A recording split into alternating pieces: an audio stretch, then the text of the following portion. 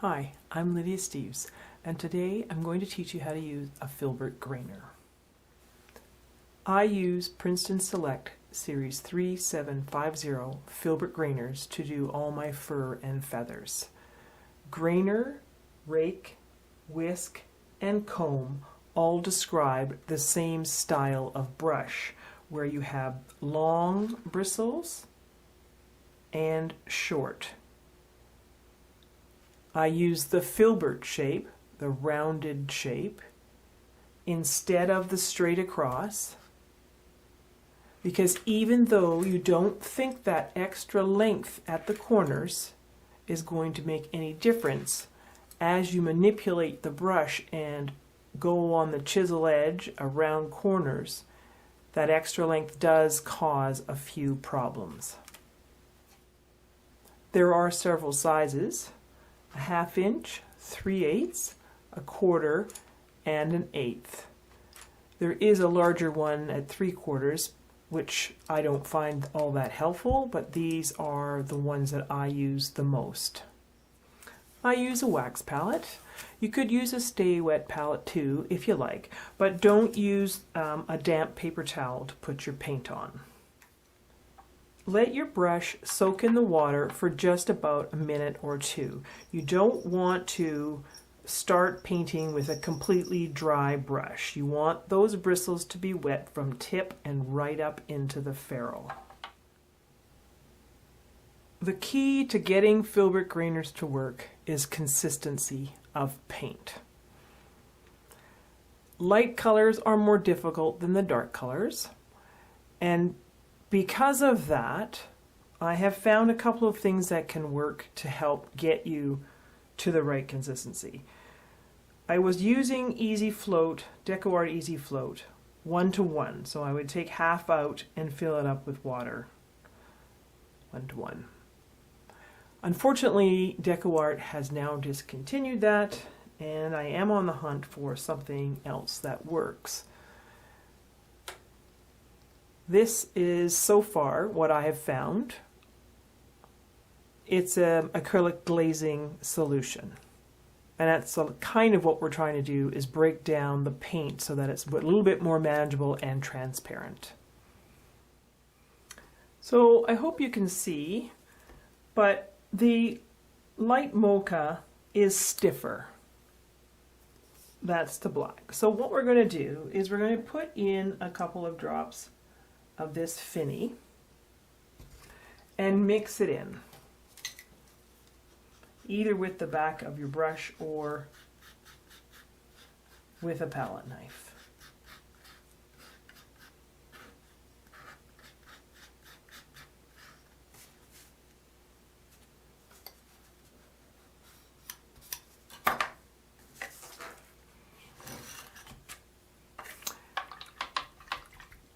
And you still need to add some water to that. And you mix it up. And you make this puddle large enough that you don't have to keep making another puddle and another puddle. And you mix it all up. Then you blot your brush, because that is your mixing brush, and now we need to actually paint. So now for the black or any dark colors, you would not put that finny in, you would just mix water. And so this is a little bit like a feel, like baking. You don't really know if you've got it exactly right. Depend on where you are, your air conditioner, your heater, if you're sitting underneath. Okay, we don't need that. Now, one thing you could do to check is just drag your brush through, and you can watch it. Okay, it'll be a bit better here. See, you can watch it come together. If it comes together at a relatively decent rate, you're probably pretty darn close. See how it's moving? If I would just go through this one, it's hardly moving at all. You could try it that way. The other thing you can do is add a couple of drops to your wax palette, so that if you need to adjust things just a little bit, you just pick up one of those little drops and off you go. So that is step one, and that is mixing your paint. Your light colors, get a couple little drops of the glazing medium just to help it along. You add water, you mix. It takes a little bit longer than you think. Test it. Add the drops to your wax palette. Now to load the brush. Go to the side of the puddle that you have created and wiggle your brush back and forth. Flip it over and wiggle it back and forth. Do not open up your brush and come right up on the edge and break your bristles and force them to come out unnaturally. You've purchased the brush with the hairdo of long and short bristles, and if the brush doesn't work, it's not because you didn't open them up further, it's because this is not correct. You'll know instantly if you've got it correct when you start to paint. Stop and fix it right away. Sometimes, like I say, you just need to pick up another little drop of water. So then you come to the side, wiggle, rock, and pull your brush out. The brush should not be loaded up with all sorts of gucky paint right up to the ferrule. Shouldn't be that juicy. It should almost look like it doesn't have anything on the brush at all. The larger brushes are easier to load and they last longer than the small brushes. So move your hand and hold the brush about halfway up. Hold it gently in your hand and be able to roll it so that you can manipulate your way around corners. And relax your shoulder. No death grips, no holding your brush way down here like a pencil. Start the stroke in the air and finish it in the air.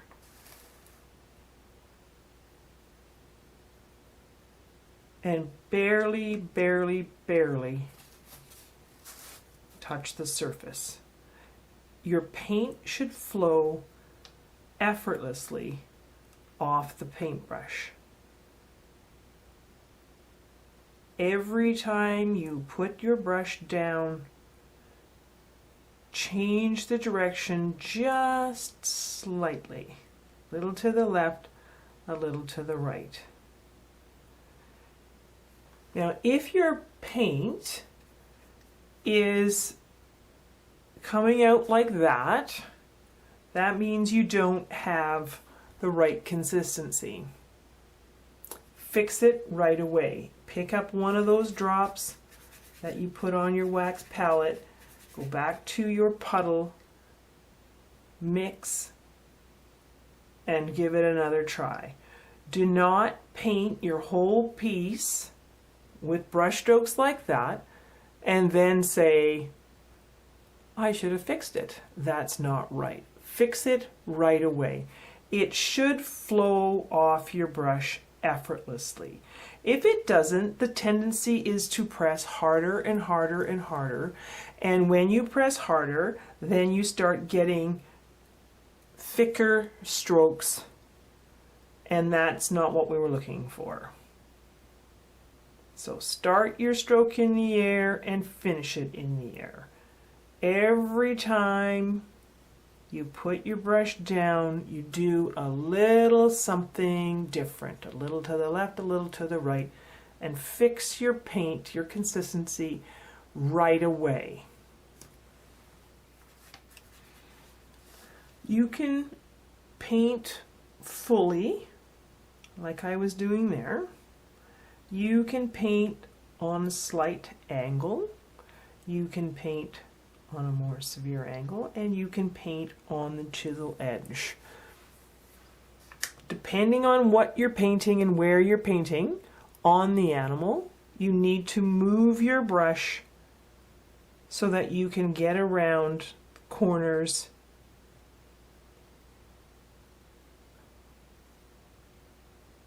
and build up your fur. You have to be able to sort of visualize what's underneath the fur and then paint that fur.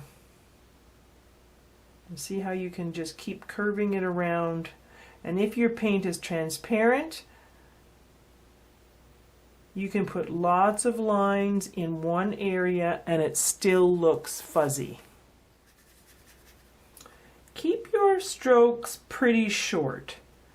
If you can put together short strokes, you'll be able to have more control over what the hair is going to look like. If you have long strokes like this, you're not going to be able to turn the corners quite as tightly. Then you just keep going like this. You can put several short strokes together and they can look like long ones, but you can't shorten up what a long stroke. Sometimes a tap is a stroke.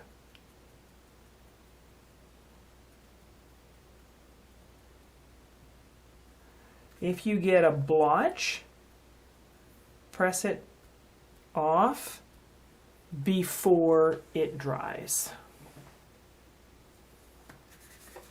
So this is just practice, going around the corners, getting a nice little look left and right, short strokes, try the tapping. You will also have to learn how to fade your colors both vertically and horizontally. So here we've got the light mocha and we will be putting lots of strokes where we want this color to be quite light. And then as you get away from an area, you want to fade it.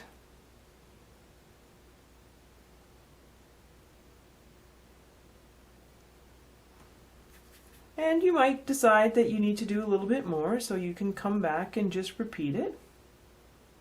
Maybe you want to mess up the hair a little bit.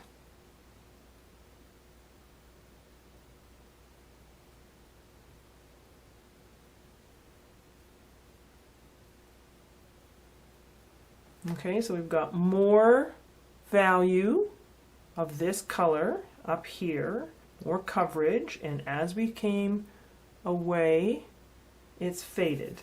So you'll do one of these vertically, and you will do one horizontally.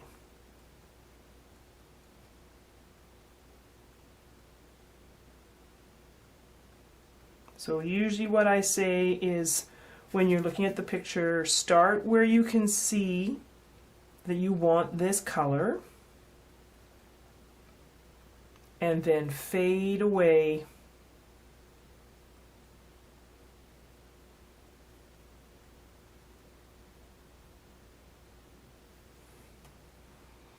Now I was able, this is just practice, so there's lots of room to fade.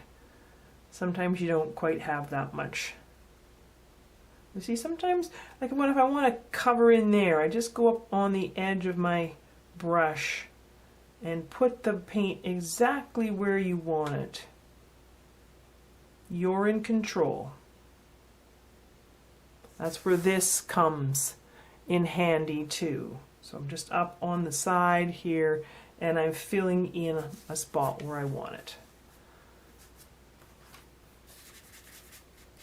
So now we've loaded black and we will start down here.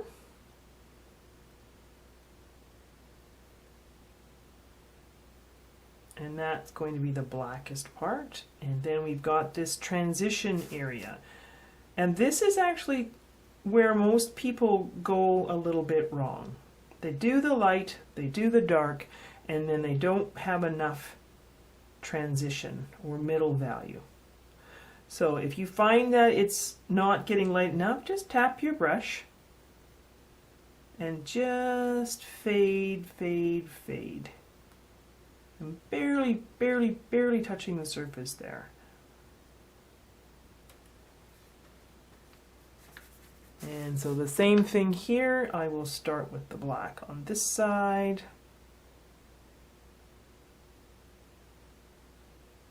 And then go left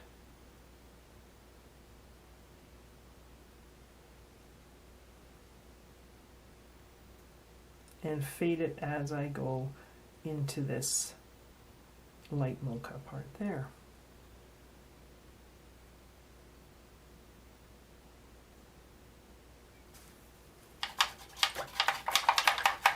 Everything looks better with several layers.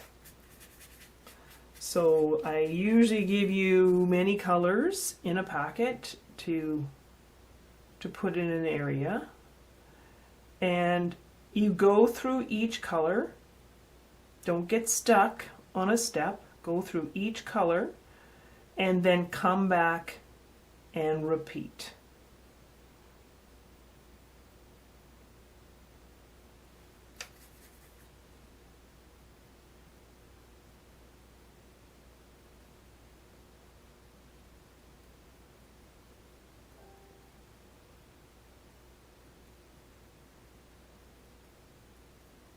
And then I could go back with the black and back and forth and back and forth.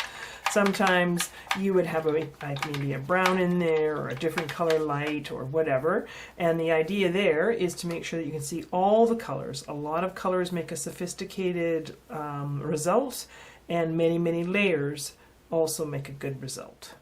So on this little piece, you can see that, okay, she is dark here and she's quite light here. And then we've got this whole area in here where it is dark markings, but there's also some of the light markings too. The direction changes all the time in these little areas of an animal. Longer strokes down here, shorter strokes up in here.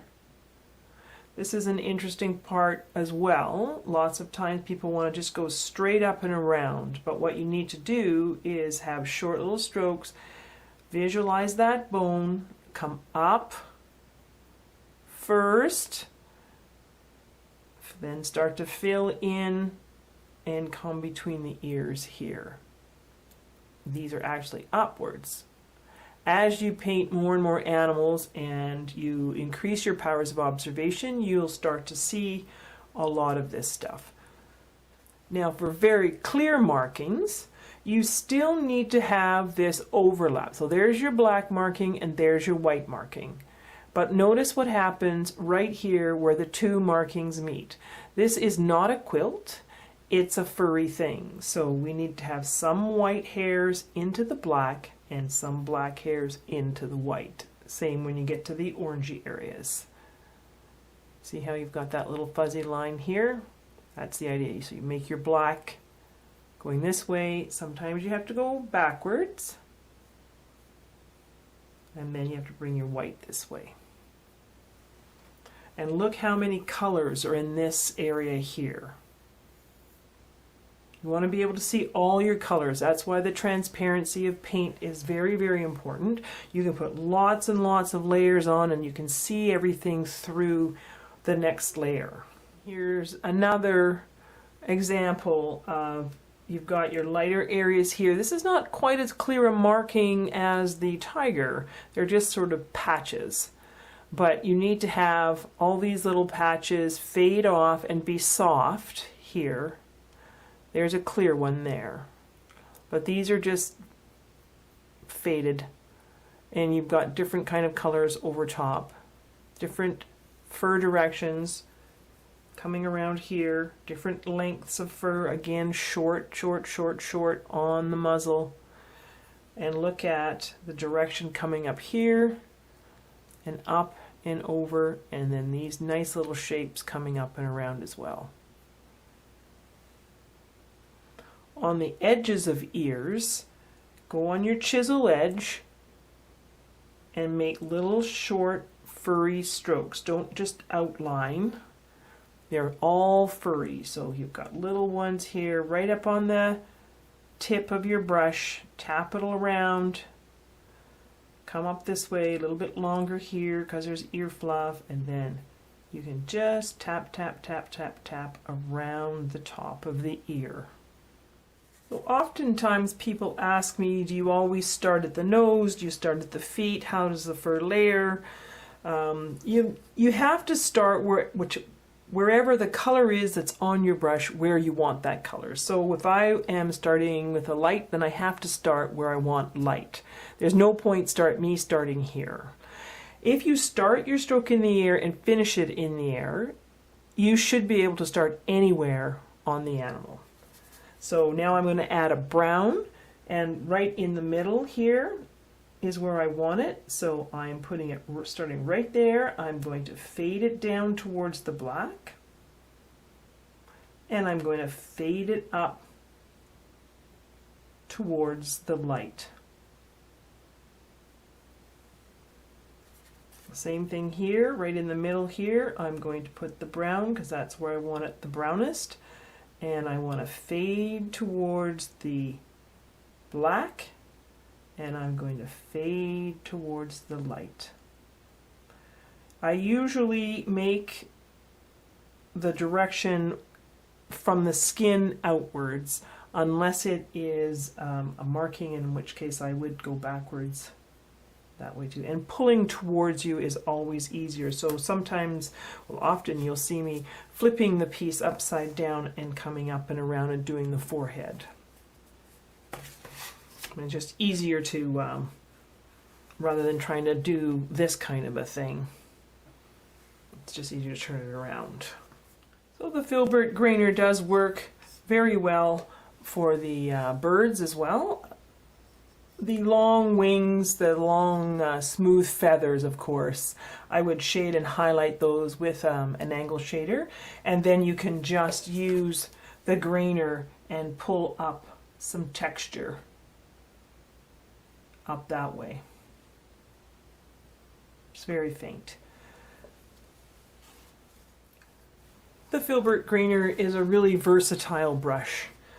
You saw the kittens, of course, that's what I'm famous for, but rabbits, birds, you have your backyard, rodents, and you have wild animals. It makes soft fur, it can make a little bit coarser fur. It's very versatile. And so I hope that I gave you some ideas about how to get that brush working for you. Once you get the brush working, you just concentrate on fur direction, and it all comes with practice. So pick up your paintbrush and start practicing. It just becomes easier and easier as you do more and more, as with everything. Thanks very much.